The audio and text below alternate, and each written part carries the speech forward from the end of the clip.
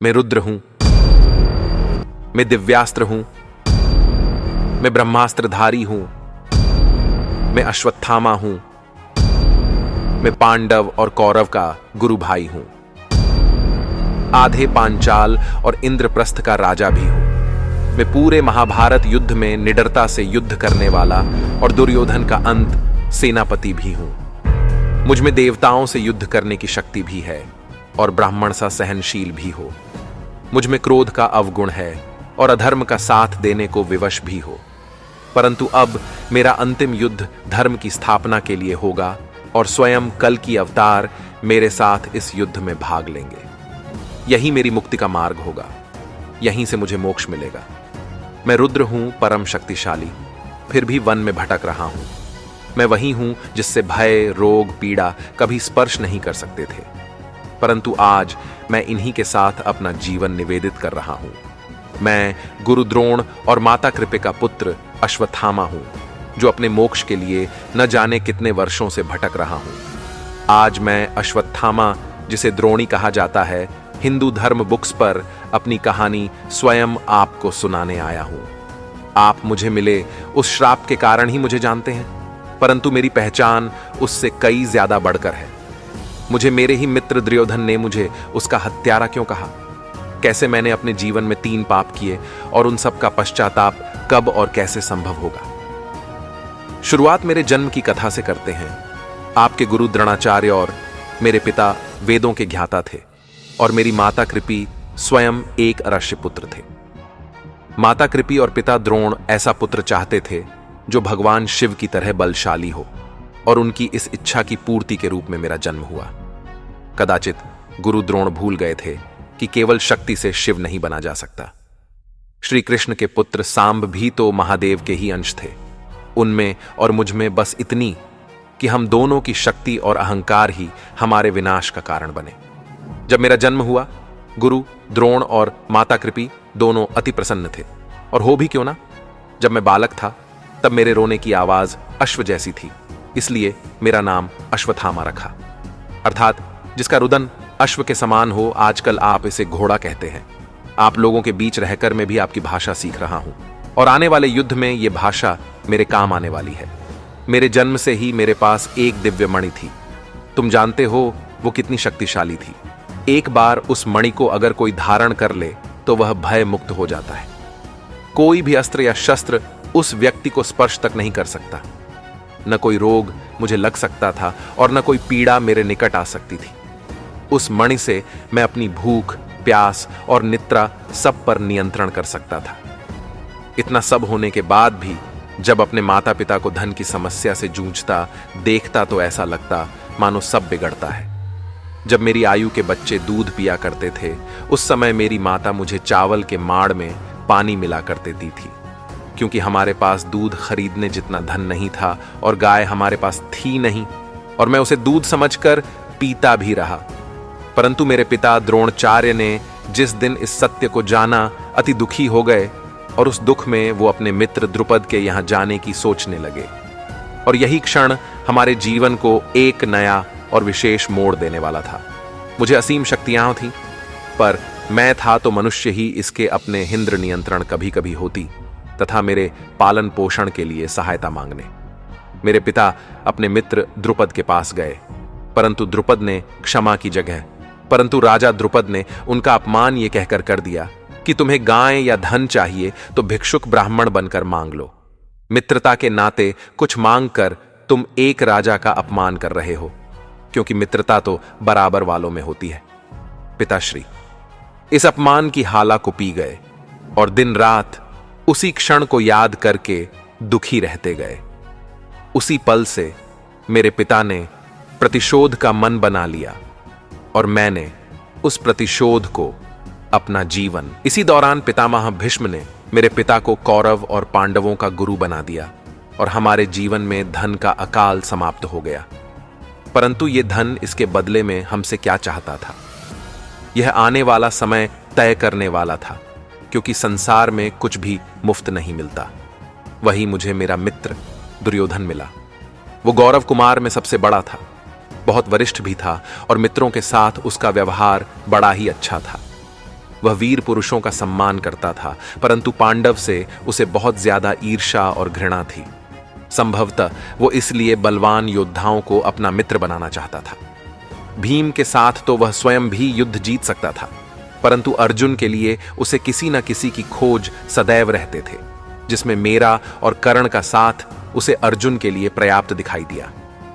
पर मैं उस समय तक राजनीति के भेदभाव और उनकी ईर्ष्या के कारण को नहीं जानता था और सभी से मित्रता पूर्वक रहता था। मैं उस ईर्ष्या को दुर्योधन का बालपन समझता था, परंतु ये ईर्ष्या बालपन से कहीं ज्यादा थी।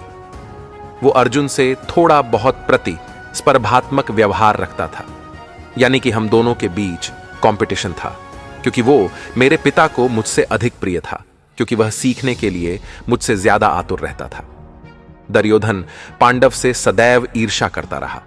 उसे लगता था कि उनके पिता ने कई वर्षों पहले उसके पिता धृतराष्ट्र का सिंहासन छीना था और पांडव उसका सिंहासन छीनना चाहते हैं।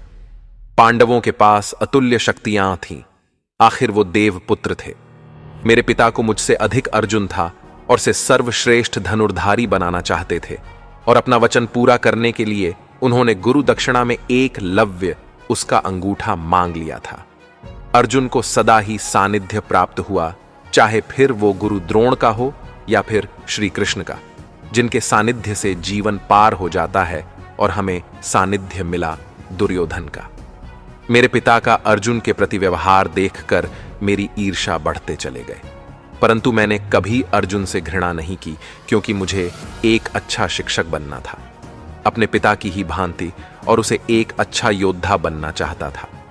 परंतु उस समय की लेखनी को कुछ और ही स्वीकार था, और मैंने तो यह कभी स्वप्न में भी नहीं सोचा था कि किसी युद्ध के मैदान में मैं और अर्जुन आमने सामने खड़े होंगे।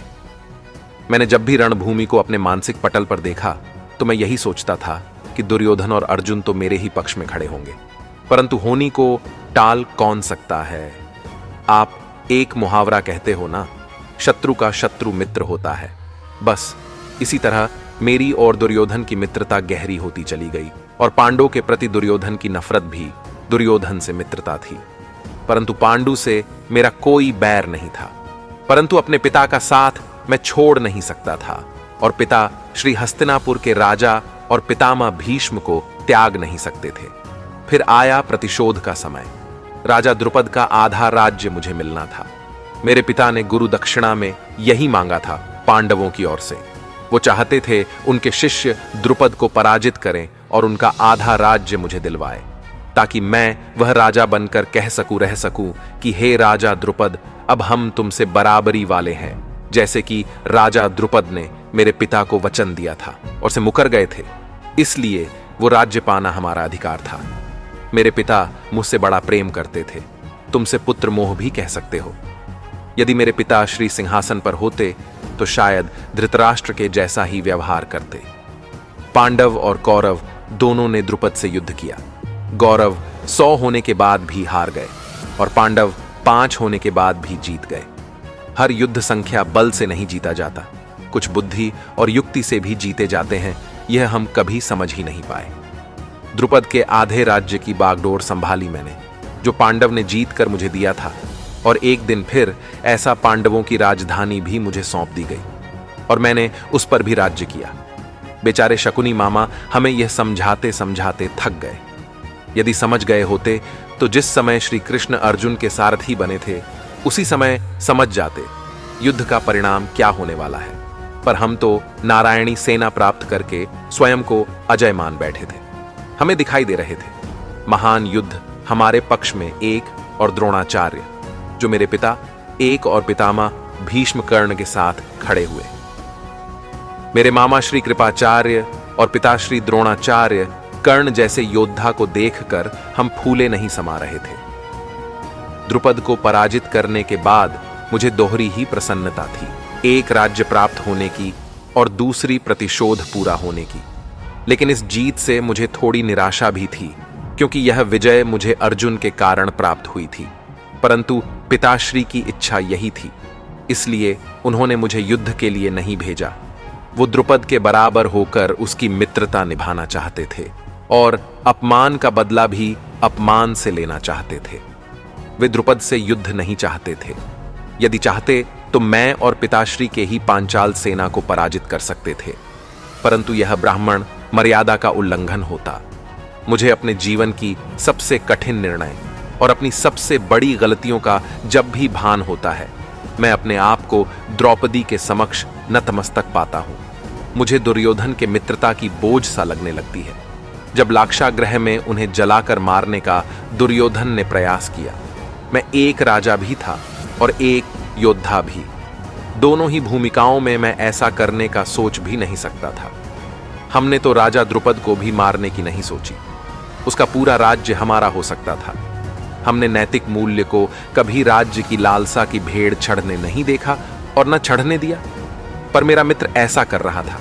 मान अपमान, आरोप प्रत्यारोप चलते रहे। लाश ग्रह की घटना घटित हुई। हमें लगा पांडे आग में जलकर मारे गए, परंतु केवल हमारा भ्रम था। पांडव अब भी जीवित थे और अपने राज्य को देने को और द्रौपदी को साथ लेकर लौटे थे। जिस द्रौपदी को दुर्योधन जीत न सका था, उसे अब वह अपमानित करना चाहता था। पांडव अपना राज्य लेने लौटे और एक अलग राज्य का निर्माण किया। उन्होंने इंद्रप्रस्थ नाम की एक नगरी को बसाया और वहां से अपने राज्य का शासन आरंभ किया। परंतु दुर्योधन से यह भी न सहा गया और उसने एक ऐसा षड्यंत्र रचा, द्युत क्रीड़ा में पांडव अपना सब कुछ हार गए। उसके बाद राज्यसभा में जो हुआ, महाराज धृतराष्ट्र भीष्म, पिताश्री द्रोणाचार्य, मामाश्री कृपाचार्य, अंगराज कर्ण, कम पांचों पांडव और मेरे रहते कुछ ऐसा हुआ जिस पर मौन रहकर अपने जीवन का मैंने सबसे बड़ी पाप किया। पिताश्री और भीष्म तफस्तनापुर सिंह हसन के ऋणी थे, परंतु मैं क्यों मौन रहा? मैं आज भी सोचता हूं तो मेरा सर शर्म से झुक जाता है। मैं मित्र के नाते दुर्योधन को रोक सकता था। मैं राजा के नाते उनको रोक सकता था, उनकी सभा का त्याग कर सकता था। मैं योद्धा ब्राह्मण के नाते भी दृश्य को, उस घटना को होने से रोक सकता था। मुझ में समर्थ भी था, परंतु मैं फिर भी मोहन रहा। ऐसी धनुर्विद्या, सब ब्रह्मास्त्र किस काम का जिक्र नारी के सम्मान की रक्षा न कर सके। गांधारी के कहने पर द्रौपदी ने तो सबको क्षमा कर दिया, परंतु मैं अपने आप को कभी क्षमा नहीं कर पाया। कहानी यहां भी समाप्त नहीं हुई। मामा शकुनी ने अपने प्रपंचों से उन्हें 12 साल का वनवास और 1 साल का ज्ञातवास दिलवा दिया। हमें लगा कि पांडव सदा के लिए हमारे जीवन से चले गए, क्योंकि शर्त यह थी, अज्ञातवास के वर्षों में अगर पांडवों को किसी ने ढूंढ लिया तो उन्हें पुनः 12 वर्ष का वनवास और 1 साल का ज्ञात भुगतना होगा। अर्जुन को मिला श्राप, उसे वरदान सिद्ध हुआ और 1 वर्ष वो नर्तकी के रूप में रहा और पांडव लौटे और युद्ध की घोषणा हुई। श्री कृष्ण संधि प्रस्ताव लेकर आए।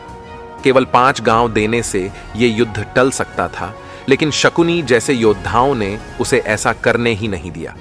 और फिर महाभारत के युद्ध की शुरुआत हुई और वासुदेव कृष्ण ने बड़ी चतुराई से बहुत सारे योद्धाओं को युद्ध से अलग कर दिया। लोग कहते हैं वासुदेव ने इस युद्ध में बहुत छल की है, परंतु उससे पहले एक छल अभिमन्यु साथ हो चुका था, जिसमें मैं भी भागीदार था। उन्होंने अर्जुन को बचाने के लिए भीम के बेटे घटोत्कच की त्याग होने दी। उन्होंने कर्ण के रास्ते लाने के लिए और अर्जुन की रक्षा के लिए, अर्जुन का प्रण पूरा करने के लिए सूर्य को अपने चक्कर से ढक दिया और जयद्रथ कर दिया। इसके बाद चल से मेरी मृत्यु की झूठी घोषणा करवाई, जिसे सुनते ही मेरे पिता ने शस्त्र त्याग दिए और दृष्टिदुम्न द्रुपद के पुत्र ने मेरे पिता की हत्या कर दी। जब वो निहत थे, इस घटना ने मेरे प्रतिशोध के ज्वाला और बढ़ा दी। इसके बाद कर्ण और अर्जुन का युद्ध हुआ। अपने पिता की इस तरह से हत्या होने के बावजूद मैंने दुर्योधन को पांडवों के साथ संधि करने के लिए कहा, उनके साथ मिलकर अपना राज्य चलाने के लिए कहा और कहा कि विनाश अभी भी रोका जा सकता है।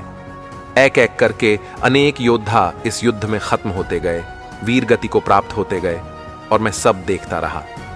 आखिर वो दिन आया जब दुर्योधन अकेला इस युद्ध भूमि में खड़ा था और साथ खड़े थे हम 3 लोग, मामा श्री, कृपाचार्य, कृतवर्मा और मैं। स्वयं अश्वत्थामा एक बार फिर से श्री कृष्ण पर छल का आरोप लगाया।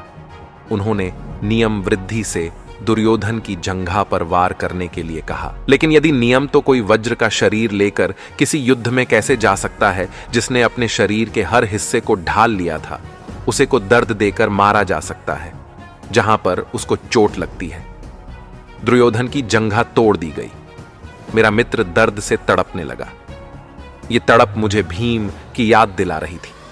तो उसने द्रौपदी के वस्त्राहरण के प्रांत दिखाई दे रहे थे, वो अपमान और वो जंघा मुझे स्पष्ट दिखाई दे रहे थे।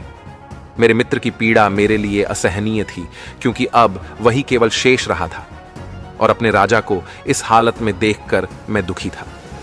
धन अंतिम सांसें ले रहा था और उसने मुझे अपनी सेना का सेनापति बनाया और आदेश दिया कि 5 पांडवों का वध कर दूं। उसकी अंतिम इच्छा थी मैं पांडवों की हत्या करो। युद्ध समाप्त हो चुका था, क्योंकि राजा युद्ध में घायल हो चुका था। फिर भी अपने मरते हुए मित्र की अंतिम इच्छा को पूरा करने के लिए मैं पांडे के शेर में गया और मैंने उनकी हत्या कर दी।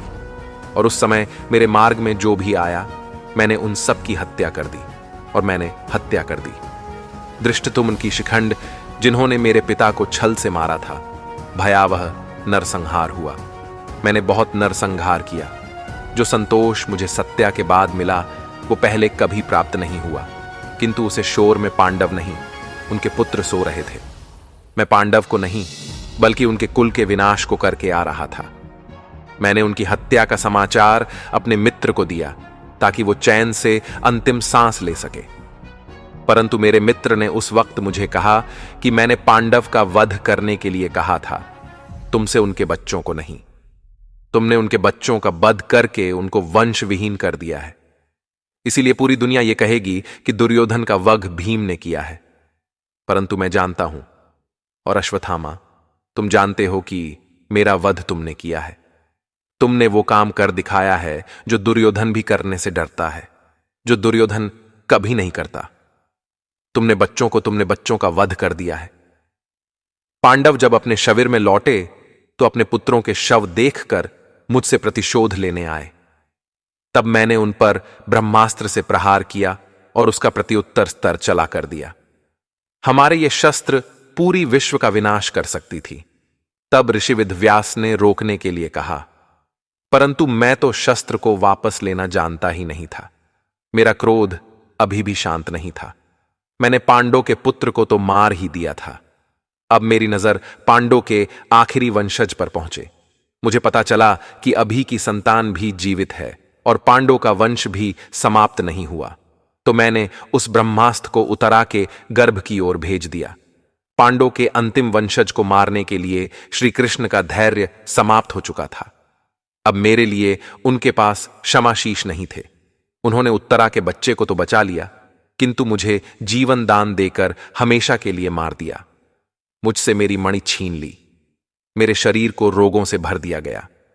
मेरे माथे के गांव से रक्त रुक नहीं रहा है। मैं अश्वत्थामा जो पीड़ा मुक्त था, आज वह पीड़ा में जूझ रहा है। जो भय मुक्त था, वह डरा डरा घूम रहा है जंगलों में। मुझे उस दिन से आज तक भय का अनुभव लगातार होता रहता है। और यह पाप इतना बड़ा था। मैंने युद्ध में कितने ही लोगों को मारा था और द्रौपदी ने भी मुझे उसके पुत्रों के वध से क्षमा दे दी थी। परंतु जो मैंने अजन्मे बालक पर प्रहार किया था, उसके लिए मुझे क्षमा नहीं किया गया। इसलिए सुने वो लोग जो अपने अजन्मे बच्चों को ही गर्भ में गर्भपात कराकर मार देते हैं। यकीन मानिए, मेरी तरह तुम्हारा हश्र होने वाला है। इसी तरह तड़पोगे तुम और तुम्हें ये पीड़ा न जाने कितने लंबे समय तक झेलनी पड़ेगी। इसलिए किसी भी अजन्मे, चाहे वो पेट में पल रही बालिका हो या बालक हो, उसकी हत्या का प्रयास न करें। मैंने पहली बार अनुभव किया कि शारीरिक पीड़ा क्या होती है, रोग क्या होता है, और उसे मृत्यु का भाव ऐसा था कि मानो नर्क का अनुभव यही कर लिया हो। मैं मरना चाहता था, लेकिन मर नहीं सकता था। श्री कृष्ण के श्राप के अनुसार मेरे पूरे शरीर से पस निकालने लगा। चर्म रोगों ने मुझे जकड़ लिया। ऐसा लग रहा है मानो जितने भी प्रण लिए उन सब की पीड़ा मुझे एक साथ अनुभव हो रही है। मुझे पांडे के पुत्र याद आ रहे थे, बालक जिनकी बेरहमी से मैंने हत्या कर दी। मुझे वो नरसंहार भी याद आया जब मैंने रक्त से स्नान किया। श्री कृष्ण के श्रापानुसार मैं चिरंजीवी बन गया और अकेला तब से अब तक भटक रहा हूं। चिरंजीवी होना किसी के लिए वरदान हो सकता है, परंतु मेरे लिए यह श्राप बन गया। पांचाली ने तो मुझे अपने पुत्र की हत्या के लिए तभी क्षमा कर दिया था, पर मेरे कर्मों ने मुझे क्षमा नहीं किया और मैं आज भी उन्हें भोग रहा हूं। अब बस प्रतीक्षा है उस कल की अवतार की, जो मुझे एक बार फिर से पीड़ा मुक्त करके, मुझे भय मुक्त करके एक बार से धर्म की ओर से युद्ध लड़ने का वो अवसर देगा, जिसे हम जीतेंगे भी और स्वयं भगवान विष्णु के अवतार कल्कि मेरे पक्ष से युद्ध लड़ रहे होंगे। कली और कल्कि के मध्य इस युद्ध में मेरा एक निर्णायक किरदार होगा। आशा करता हूं आपको मेरी ये कहानी पसंद आई होगी। एक बार फिर आपसे भेंट होगी। न जाने आपकी कौन सी पीढ़ी से भेंट होगी। फिर कोई अश्वत्थामा आएगा और अपनी कथा आपको सुनाएगा। यह थी अश्वत्थामा की कहानी, अश्वत्थामा की जुबानी। अगर आपको यह कथा पसंद आई हो तो इसे लाइक करके अपने दोस्तों और रिश्तेदारों के साथ शेयर करें और ऐसी अन्य रोचक कथाओं के लिए चैनल हिंदू धर्म बुक्स को सब्सक्राइब करें और बेल आइकन को दबाना न भूलें। और साथ ही बताइए अगली वीडियो किस योद्धा के देखना चाहते हैं। जय हिंद, जय भारत।